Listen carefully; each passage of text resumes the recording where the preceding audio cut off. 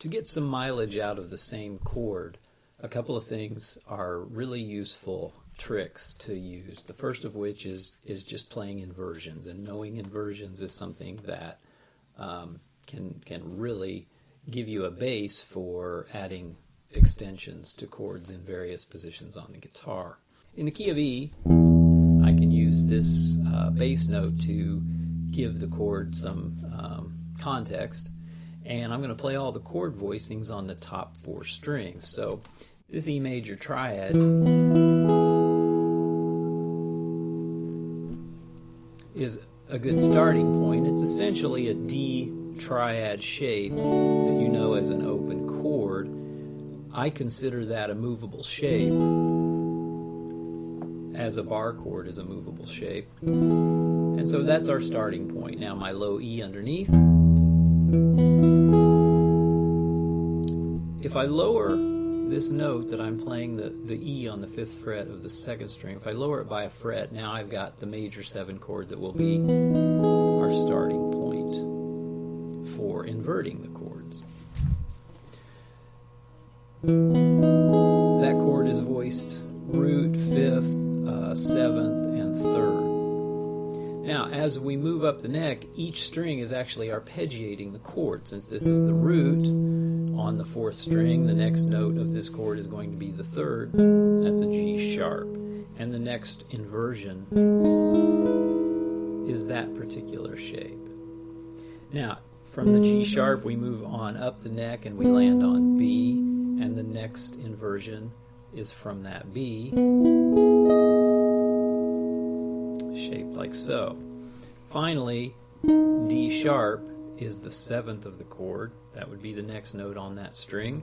And if we play these 4 notes, it's kind of hard to see that one if you look at my fingers, but I'm compressed into the 13th and 12th frets for that one, as you can see in the diagram. Now, the diagrams that I'm putting up are just showing you the fingering. It looks as though they're all in the same position on the neck. So you have to be able to put these then in the locations that are the root, 3rd, 5th, and 7th, major 7th of the chord. Now, once you have that down, we can maybe take the first step into extensions. And this is where the low bass note will come in handy, because I'm going to get rid of the root here in my upper 4-string voicing. If I raise that root up a whole step, it's now a 9th, and now I can finger this chord very easily with one finger. There's the root. So that chord is now a major 9. I've got the 9th, the 5th, the 7th, major 7 that is, and the major 3rd. So if I'm just trying to create some kind of sense of motion using the same chord over and over, if I've got this static chord that lasts a while, I could do something as simple as, and that gives me some kind of, again, it creates the motion where there is no motion. Now the next chord being this first inversion, E major 7. If I raise the root E here on my 2nd string to F sharp, I now have this shape.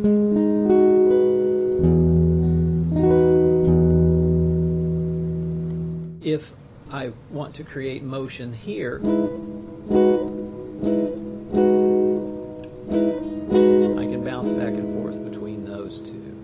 So at this point I now have E major 7, E major 9, let me put those bass notes with it, E major 7, E major 7, E major 9, E major 7, E major 9.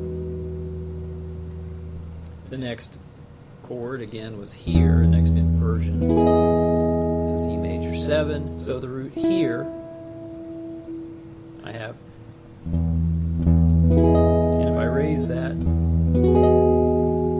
so major 7 and major 9. At this point now I have these chords, E major 7, E major 9, E major 7, E major 9, E major 7, E major 9.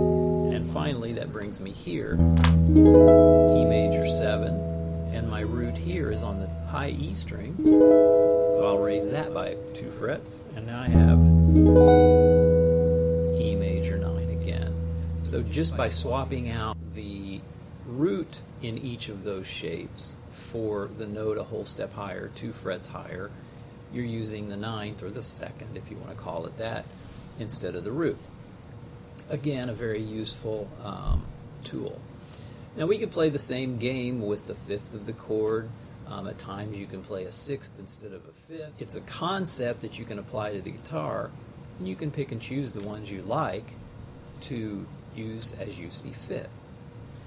And that is kind of the way we seem to be able to tread water on one chord and move around and create, again, the illusion of motion when there actually is none. So I hope that helps.